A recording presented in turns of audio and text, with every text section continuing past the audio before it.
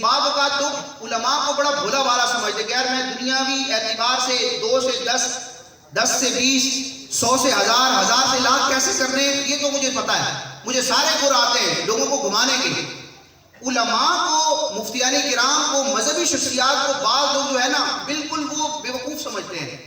یہ بڑی نادانی ہوتی ہے. اللہ تبارک و تعالیٰ نے علماء کو قرآن و حدیث کے نور کی برکت سے ایسا شرع صدر عطا فرمایا ہوتا ہے کہ وہ اپنی شرافت کی وجہ سے بھولے بھالے نظر آتے ہیں، ورنہ جو ذہانت، جو عقل اور جو فطانت علماء کے پاس ہوتی ہے ہم سوچ بھی نہیں سکتے.